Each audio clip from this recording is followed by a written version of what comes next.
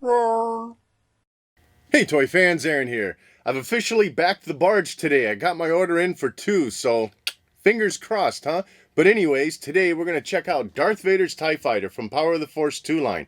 So let's head to that table and check this one out. And a look at the packaging for what was released in 1997 on that Power of the Force 2 packaging. That got you the green lightsaber in the background of this.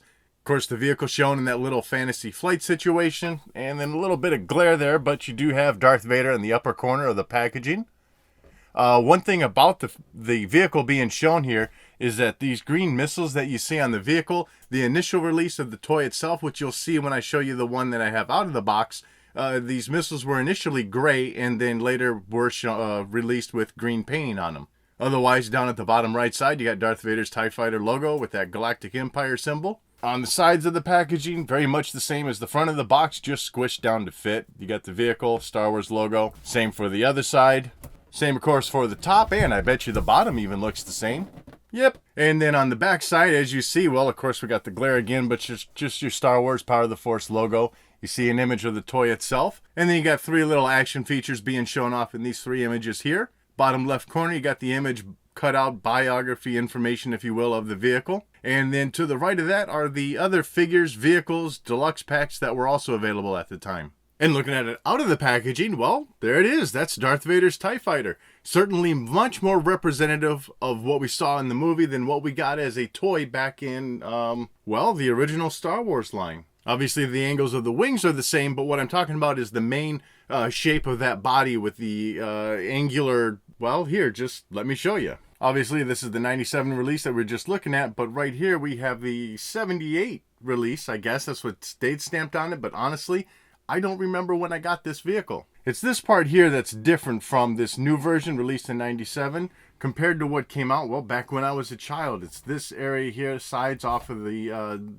seated area of the vehicle, if you will. Certainly Vader's TIE Fighter did not look like that in the movie through this area, but definitely looked much more like this, just did not have the little cannons and laser guns and stuff sticking out of there. And then obviously on the back side of the vehicle, much more shaped out the way it was in the movie, the way it was designed, as compared to the nothingness that was on this release of the vehicle. It was the little battery compartment that worked for the electronics, but you know, it just wasn't shaped the same.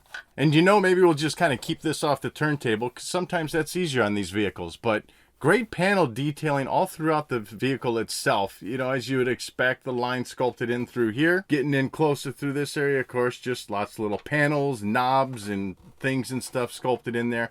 And that design really carries through the rest of the vehicle. You got that through the top of it, along the top side in the back area here. And then same goes for the underneath. Everything carries through there. As far as the wings, another difference from the original releases, and it was the same for the TIE Fighter that was released in the modern line. Gone was the use of stickers through this. All of these wings are hard plastic, even this painted on black bits here. Nice texturing to it. Of course, you got some more lines and stuff sculpted in there, and you know, whatever this little port would be here. And then on the other parts of the wings, you got just little bits of stuff sculpted in there just to give it some look, some dimension to it. And then on the inside of the wings, just more little, you know, knobs and bits and stuff sculpted in there, again, just to kind of liven the piece up a little bit. The painting of that black through here is pretty darn good. I mean, just very minor hints of overspray.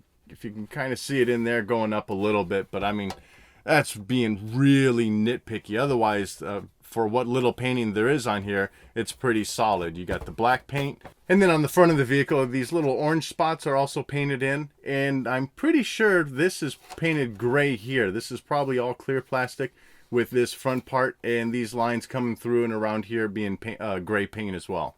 And along the edge of this window piece, you got like little bolts or something sculpted in there. Nice little added detailing with that. Getting to the back side of the vehicle, this whole little back area here has a nice little slope down to it. And then this center section coming straight out from the back of the center area. You know, little, I don't know what that would be. I mean, obviously it's just stuff sculpted in, but no other special paint application to any other parts of this vehicle. The canopy flips open to the top instead of opening with 2 little doors like the original vehicle did. Looking inside the canopy where he sits, of course you got nice sculpting through here. Looks like that's maybe a little cup holder in there. I don't know what the little hole's for. But anyways, you do have some nice sculpting. And up here at the top was one sticker that you did apply yourself. And I don't know if you can see that in there, but it's got a little X-wing on the screen that he's getting ready to shoot down. But otherwise, no other paint detailing in there, just nice sculpting. And then Mr. Muscle's Darth Vader here from '95 is the figure that you had at the time that would fit inside the vehicle. Obviously, remove his lightsaber, remove his cape, and guess what? No problem sitting him in there. That figure just slides in pretty nicely into the cockpit. Now, as far as playability of this vehicle goes, you don't have the exploding wings that you push and, that go off that you had on the original release. But what you have are first two projectiles that shoot out, one here and here.